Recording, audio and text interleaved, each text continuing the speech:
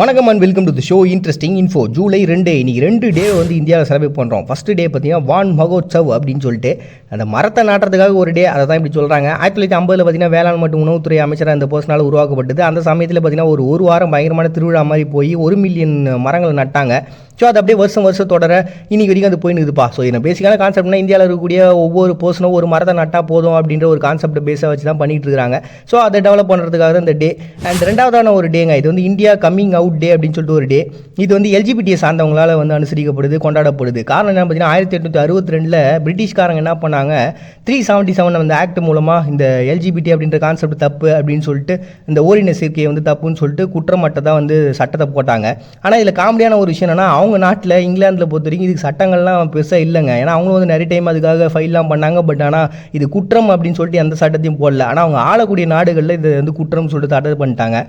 அதை தொடர்ந்து பார்த்தீங்கன்னா ஏபிவிஏ அப்படின்ற ஒரு அமைப்பு என்ன பண்ணாங்க, இது வந்து ஒரு ஃபைல் பண்ணாங்க, இது குற்றமற்றது அப்படின்னு சொல்லிட்டு.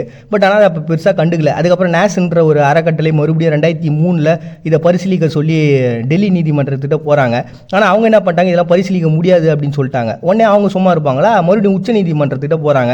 அவங்க என்ன சொல்லிட்டாங்கன்னா, இதெல்லாம் வந்து டெல்லியில் இருக்கக்கூடிய நீதிமன்றமே வந்து பரிசீலிக்க முடியும், அவங்களுக்கே அந்த உரிமைகள்லாம் இருக்குது அப்படின்னு சொல்லிட்டு அவங்க மறுபடியும் அனுப்பிச்சு விட்டாங்க. 7 வருஷங்கள் கழிச்சு 2009 அது என்ன குற்றமாற்றுது அப்படின்னு சொல்லிட்டு அவங்களும் சொல்லிட்டாங்க. அதுக்கப்புறம் 2018 பார்த்தீங்கன்னா இந்தியா லெவல்லேயே அந்த 377 ஆக்ட் மூலமாக எல்ஜிபிடி அப்படின்றது குற்றமற்றதாக வந்து நிரூபிக்கப்பட்டுச்சுப்பா. ஸோ இப்படி சட்டங்கள்லாம் வெளியே அந்த நாளை தான் பார்த்தீங்கன்னா இன்னைக்கு இந்தியன் கம்மிங் அவுட் டே அப்படின்னு சொல்லிட்டு ஜூலை 2 செலிப்ரேட் பண்ணுறாங்க எல்ஜிபிடி சார்ந்தவங்க. நெக்ஸ்ட் அமெரிக்கன் ஃபயர் ஃபைட்டர்ஸ் டே அப்படின்னு சொல்லிட்டு ஒரு டேங்க. இது வந்து இந்த காட்டு தீயால் வந்து இறந்து போயிருப்பாங்களே வேலை செஞ்சுட்டு இருக்கும்போது அவங்களுக்காக ஒரு டே உருவாக்கலாம், அவங்களை கொண்டாடணும், அனுசரிக்கணுன்றதுக்காக தான். 2022 கணக்குப்படி பார்த்தீங்கன்னா கிட்டத்தட்ட 96 பேர் இந்த மாதிரி இறந்து போயிருக்கிறாங்களா இது வரைக்கும் அவங்களுடைய காட்டு தீயில பாதிக்கப்பட்டு. ஸோ இந்த காட்டு தீ அப்படின்றது பார்த்தீங்கன்னா சடனாக எங்கே ஏற்படுதுன்னே தெரியாது. பட் இருந்தாலும் இந்த ஃபயர் ஃபைட்டர்ஸ் இந்த வைல்டில் இருக்கக்கூடியவங்க என்ன பண்ணுவாங்கன்னா அதை கண்காணிச்சிக்கிட்டே இருப்பாங்க. திடீர்னு எங்கேயா வந்து ஏற்பட்டிருக்கும், ஸோ உடனே அதை போய் அணைச்சிட்டு வருவாங்க. ஸோ அவங்க வந்து பெரிய லெவலில் தீ வந்தால் மட்டும்தான் அவங்களோட வேலை இருக்கும் அப்படிலாம் கிடையாதுங்க. இது ஃபுல் அண்ட் வந்து அவங்க காட்டை வந்து அப்படியே சர்ச் பண்ணிகிட்டே தான் இருப்பாங்க, எங்கேயாவது எதனா பிரச்சனை இருக்குதா அப்படின்ட்டு. அதையும் மீறி தான் இந்த பிரச்சனை தான் வருது. இந்த அமெரிக்காவை பொறுத்த வரைக்கும் பார்த்தீங்கன்னா 19 ஸ்டேட்டில் இது வரைக்கும் கிட்டத்தட்ட 5 லட்சம் ஏக்கர் இந்த காட்டு தீயால் பாதிக்கப்பட்டிருக்கு. 35 வைல்டு ஃபயர் பெரிய லெவலில் ஏற்பட்டிருக்கு. 1825 ஏற்பட்ட ஒரு ஃபயர் பார்த்தீங்கன்னா ஒரு பெரிய லெவலில் பாதிப்பு அவங்களுக்கு கொடுத்துச்சு. ஸோ இதிலலாம் வந்து பார்த்தீங்கன்னா நிறைய பேர் அவங்களோட உயிரையும் இழந்திருக்கிறாங்க அந்த வீரர்கள். அவங்கள கொண்டாடுறதுக்காக தான் இன்றைக்கி நேஷனல் லெவலில் ஃபயர் ஃபைட்டர்ஸ் டேவாக வந்து அமெரிக்கா வந்து அனுசரிக்கிறாங்க ஜூலை 2. நெக்ஸ்ட் UFO டே அப்படின்னு சொல்லிட்டு ஒரு டேங்க. கென்னத் அர்னால்டு அப்படின்ற ஒரு பர்சன் ஜூன் 24 ஒரு பறக்கும் தட்டை பார்த்தேன் அப்படின்னு சொன்ன கான்செப்டை பேஸாக வச்சு பார்த்தீங்கன்னா அன்றைக்கி ஒரு டே வந்து செலிப்ரேட் பண்ணாங்களே. அதை வந்து பார்த்தீங்கன்னா இன்றைக்கி வேர்ல்டு லெவலில் இன்னொருத்தவங்க ரோஸ்வெல் அப்படின்ற ஒரு விமான தளத்தில் பார்த்தீங்கன்னா அங்கே இருக்கக்கூடிய விமானிகள்லாம் இதை பார்த்தாங்களாம். கிட்டத்தட்ட 9 விதமான பறக்கும் பொருட்கள் போச்சு அப்படின்னு சொல்லிட்டு, அதுவும் கிட்டத்தட்ட 1200 மைல் வேகத்தில் போச்சு அப்படின்ட்டு.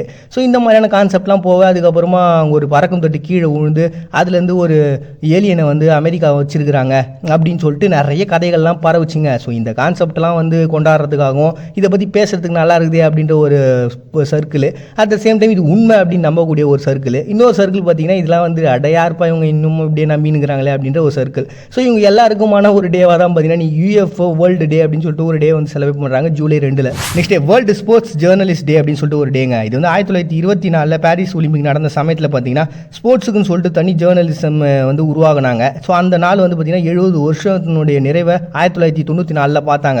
ஸோ அந்த நாளில் தான் பார்த்தீங்கன்னா இந்த டே சூஸ் பண்ணாங்க. ஸோ இனி கூட பார்த்தீங்கன்னா தெரியும் அந்த அது என்னப்பா ஸ்போர்ட்ஸுக்கு தனியாக ஒரு ஜேர்னலிஸ்ட் தேவையா அப்படின்னு நீங்கள் யோசிச்சு பார்த்தீங்கன்னா கண்டிப்பாக தேவை தான். ஏன்னா நீங்கள் ஒரு பிளேயர்ஸ்ட்டை போயிட்டு நீங்கள் கேள்வி கேட்கும்போது அவங்களோட ஹிஸ்ட்ரி என்ன ஏது, அவங்க என்ன பண்ணியிருக்காங்கிறத உங்களுக்கு தெரிஞ்சுக்கணும். சும்மா ஏனோ தானெல்லாம் போய் அவங்களோட கேள்வி கேட்டிங்கன்னா அவங்க உங்களை கலாச்சி விட்டுருவாங்க.